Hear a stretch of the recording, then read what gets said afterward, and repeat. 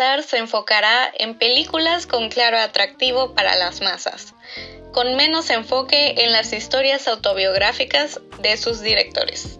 Estas fueron las declaraciones de Pete Docter, actual director creativo de Pixar, también conocido por ser el director de grandes éxitos del estudio como Monsters Inc., Up e Intensamente.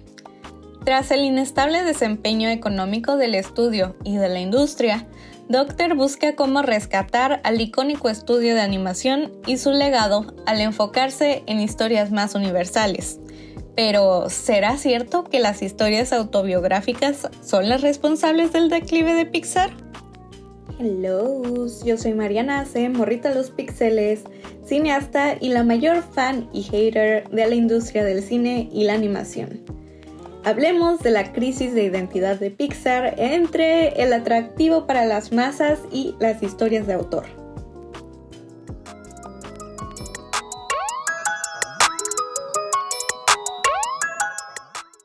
La fórmula Pixar y sus orígenes. Pixar Animation Studios es uno de los estudios de animación y entretenimiento más respetados y reconocidos alrededor del mundo. Famoso por ser el primer estudio en enfocarse en animación 3D generada por computadora, producir el primer largometraje con esta técnica y ser la cuna de grandes avances técnicos para mejorar la misma.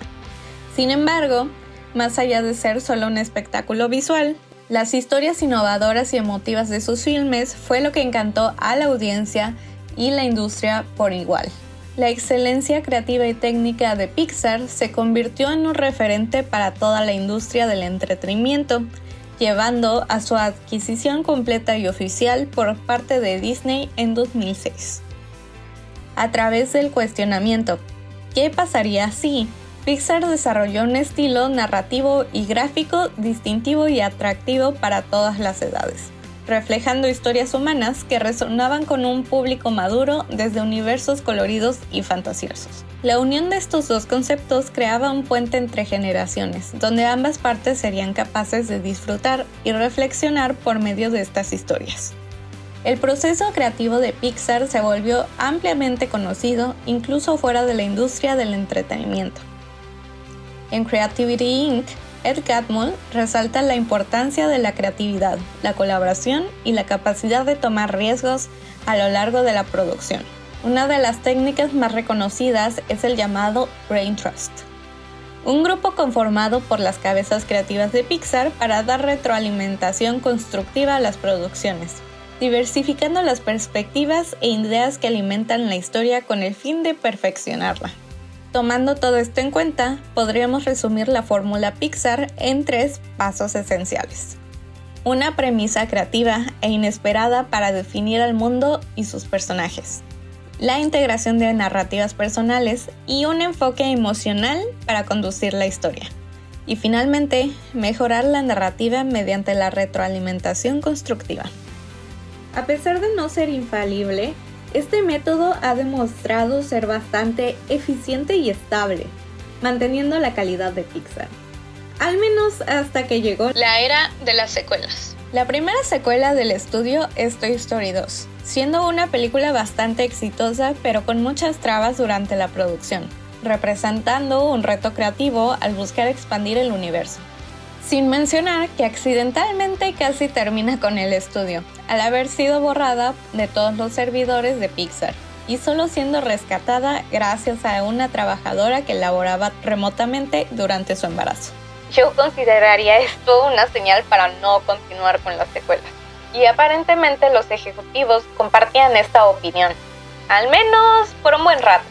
Pixar se tomó un largo descanso de las secuelas, solo retomando los personajes y universos de sus películas para algunos cortometrajes. Pero todo cambió después del estreno de una de las producciones más amadas del estudio, Toy Story 3. Toy Story 3 fue reconocida como una de las mejores secuelas de la historia del cine, dándole un aparente cierre a la historia de los juguetes que vieron nacer al estudio. Una película emotiva, colorida y divertida, aunque igualmente profunda, impactó a chicos y grandes. Esta se posicionaría como una de las grandes joyas del estudio para la crítica y sobre todo la taquilla, manteniéndose como una de las 5 películas más taquilleras del estudio hasta la actualidad. Toy Story 3 fue seguida por Cars 2, una película más enfocada en el público infantil, pero sumamente rentable, superando los estrenos de Up y Ratatouille. La industria estaba lista para expandir franquicias y Pixar confirmó a partir de estas producciones que esto sería bastante lucrativo. Esta era de adaptación llevó a un par de tropiezos y experimentos fallidos. Valiente, por ejemplo, fue una producción más alineada con el estilo narrativo de La Casa del Ratón, unido a la sofisticada animación de Pixar. Sin embargo, esta combinación de estilos no complació de todo a la audiencia. Gran Dinosaurio, dirigida por el director de Elemental, Peter Sohn, es considerado otro de los más grandes tropiezos de Pixar durante esta misma época. Monsters University, Buscando a Dory, Cars 3, Los Increíbles 2 y Toy Story 4 se convirtieron en grandes éxitos de taquilla. Sin embargo, no lograron capturar el cariño o la atención de la audiencia. Por otro lado, esta temporada también vio el nacimiento de 2 de las películas originales más populares del estudio, Intensamente y Coco. El impacto de ambas películas en la audiencia logró que Pixar empezara a reconsiderar su camino e intentara volver a las producciones originales. Pero, el descenso de Pixar. Unidos se estrenó en marzo del 2020, retomando la combinación de un universo fantasioso con temas humanos y familiares. Unidos no cumplió del todo con las expectativas narrativas del público, pero en mi opinión, esta película hubiera sido considerada otro pequeño tropiezo del estudio, si no fuera por la razón principal que provocó su pobre desempeño en la taquilla: la pandemia. Hablar de la caída de Pixar es hablar de la decadencia de toda la industria. La pandemia de COVID-19 cambiaría la industria del entretenimiento para siempre. Disney pasó de dominar las taquillas junto a las grandes empresas que había adquirido a experimentar una fuerte crisis en todos sus frentes. Las reglas de distanciamiento social y otras medidas para controlar la pandemia interrumpieron la producción de múltiples proyectos y causaron grandes pérdidas a los estudios y parques de Disney. Para controlar esta crisis, el entonces CEO de la compañía, Bob Chapek, optó por enfocarse en su nueva plataforma de streaming que ofrecería un catálogo de sus producciones y las de sus subsidiarias. Una de las principales estrategias de Disney para atraer suscriptores a su nueva plataforma fue crear series exclusivas para la misma. Considerando las limitantes de las producciones live action, la animación y específicamente las producciones de Pixar fueron esenciales para asegurar la supervivencia de este nuevo servicio. El estudio se adaptó rápidamente para seguir operando remotamente, logrando producir varias series, cortos y películas que estrenaron directamente en Disney+. Soul, Luca y Turning Red recibieron críticas bastante positivas y se convirtieron en fenómenos de internet. Sin embargo, los gastos de marketing y la falta de un estreno en taquilla afectaron fuertemente la imagen del estudio frente a los inversionistas. Pixar había perdido el impacto que convertía a sus películas en eventos para convertirse en parte de nuestro entretenimiento casero, todo con tal de mantener a Disney a flote. Pixar volvió a los cines en junio del 2022, con un spin-off de su saga más popular, Toy Story, en un intento de atraer a las audiencias de vuelta a las salas. Sin embargo, Lightyear pasó a convertirse en uno de los más grandes tropiezos del estudio, con un estreno lleno de controversias debido a las acciones de su empresa madre, una historia poco atractiva y el creciente desinterés de la audiencia por los spin-offs. Un año después, uno de los retos más grandes de Pixar era convencer a las audiencias de volver a las salas de cine a ver sus películas. A pesar de haber arrancado con una estrategia de marketing poco convincente, Elemental logró tener un buen desempeño en taquilla gracias a las recomendaciones de boca a boca. Pixar había vuelto a los cines. Historias para el mundo. Una de las lecciones más importantes para los artistas es el principio de crear desde lo que conocemos. Las grandes obras siempre llevan una parte de su autor, y el cine no es la excepción. Las técnicas narrativas de Pixar buscan llegar a lugares inesperados. Sin embargo, estas historias deben su impacto a las experiencias humanas que los artistas plasman en ellas. Múltiples proyectos de Pixar están altamente influenciados por experiencias personales de sus directores. Por ejemplo, el conflicto entre el balance laboral y el familiar en Los Increíbles, la dinámica de paternidad entre Sully y Boo, el crecimiento emocional de Riley, entre otros. La verdad es que una premisa creativa sirve de poco sin aportar la experiencia humana. Pero en el caso de Pixar, ambos conceptos son igual de importantes. La premisa debe ser lo suficientemente flexible para adaptarse a opiniones distintas, por lo cual, una historia autobiográfica puede quedarse corta al presentarse en el estilo del estudio. Seamos honestos, cuando Docter habla de historias autobiográficas, se refiere a ciertas producciones en específico. Luca, Turning Red y Elemental. En mi video anterior mencioné el efecto contraproducente de enfocar la diversidad a narrativas alrededor de la familia y la migración. Y me atrevería a afirmar que Pixar está experimentando estas consecuencias. Estas películas son encantadoras. Sin embargo, todas ellas tratan temas similares desde perspectivas ligeramente diferentes, pero no lo suficiente para sentirse innovadoras o competir con los clásicos del estudio. Personalmente, amo estas historias, porque me identifico muchísimo con ellas y reconozco su importancia, pero no necesitamos la misma narrativa un año tras otro con una minoría diferente para darnos cuenta de que deberíamos tomar terapia para nuestro trauma familiar. ¡Ya, güey!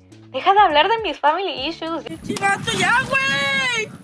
¡Ya, güey! ¡Por favor, idiota! ¡Ay! Por otro lado, como ya mencionamos, las secuelas de Pixar tienden a quedar cortas a nivel narrativo, a pesar de ser muy redituables. Su filme más reciente, Intensamente 2, no fue la excepción, y logró posicionarse como una de las películas más taquilleras de este 2024 y de toda la historia del estudio, al menos hasta donde yo estoy grabando esto. Esta secuela logró balancear una narrativa simple y la emotividad característica de Pixar, pero sin la vibrante experiencia de conocer un nuevo universo del estudio. Entonces, ¿qué debería de hacer Pixar? Conclusiones. Ni puta idea. Pero la industria en general está en un momento complicado y Pixar debe volver a encontrar su voz. El estudio continúa haciendo grandes avances técnicos en la animación, entregando producciones visualmente increíbles. Sin embargo, su característica innovación narrativa se ha apagado poco a poco para adaptarse a las tendencias del mercado. Disney prefiere que Pixar se enfoque en la creación de secuelas a pesar de que gran parte de la audiencia está cansada de las franquicias interminables, lo cual sigue implicando un riesgo para el estudio. Conservar las experiencias e inspiraciones autobiográficas sigue siendo necesario para las historias. Sin embargo, se deben de elegir diferentes perspectivas para crear producciones variadas y distintivas. La integración de narrativas culturalmente diversas es bastante complicada al adaptar al estilo narrativo de Pixar. Sin embargo, proyectos como Coco demuestran que es posible con la investigación y el enfoque cultural adecuado. Los métodos de investigación y retroalimentación de Pixar son legendarios y los considera un elemento clave para que el estudio reencuentre su identidad y su habilidad para fabricar nuevos mundos. Muchas gracias por ver este video. ¿A ustedes qué les gustaría ver en el futuro de Pixar? Yo soy de esas personas alérgicas a las secuelas y la verdad sí extraño mucho cuando el estudio experimentaba con diferentes temas, no solo que estuvieran enfocados en infancias. Después de todo, estas historias no solo sirven para identificarnos o ver qué temas nos son más familiares, sino a exponernos a diferentes realidades y así volvernos más empáticos. Si te gustó este video, dale like, suscríbete y no olvides seguirme en mis redes sociales. También pueden verme en mis streams 3 veces a la semana, la mayoría de las veces, donde pues básicamente me quejo de lo mismo, pero de una forma más casual. Y si les gusta el cine único y detergente, vayan a ver mi cortometraje estudiantil In the Beginning, que fue hecho, producido, escrito Y todo por mucho talento mexa. Así que les dejo el link y hay unos vidrios.